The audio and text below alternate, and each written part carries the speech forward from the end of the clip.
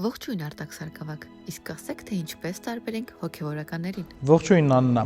այսօր մենք կսովորենք ինչպես է պետք ճանաչել հոգևորականներին։ Այս գեստը կոչվում է Ֆարաջա, այն ունի լայն թևեր։ Այն կրում են բոլոր հոգևորականները ծիսական արարողությունների ժամանակ բացառությամբ պատարագի։ Այս գեստը կոչվում է կապա, այն ունի նեղ թևեր եւ ջեբեր։ Այն կրում են բոլոր հոգևորականները առօրյայում։ Սարգսակին եւ քահանային տարբերելու համար պետք է իմանանք, որ Սարգսակի համար պարտադիր չէ ունենալ սափր, մինչդեռ քահանայի համար պարտադիր է։ Քահանաները ունեն լանջախաչ,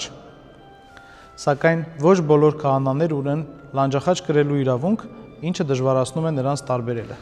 Աբեղանները եւ վարդապետները կրում են վեղար։ Վարդապետական լանջախաչը ականակուռ է եւ ունի այսպիսի տեսք։ Ինչպես եւ պատարագի ժամանակ վարդապետները օգտագործում են այսպիսի գավազան եւ իրավունք ունեն կրելու գույնավոր կապա։ Եպիսկոպոսները նույնպես կրում են վեղար։ Օգտագործում են պանակե, աջ ձեռքի ճկույտին կրում են մատանի, պատարագին օգտագործում են այսպիսի գավազան, կրում են գույնավոր կապա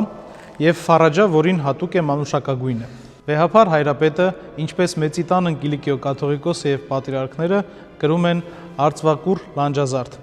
Պատարագին վեհափար հայրապետը օգտագործում է այսպիսի գավազան։ Մատանին կրում է աջ ձեռքի մատնեմատին, կրում է գույնավոր կապա,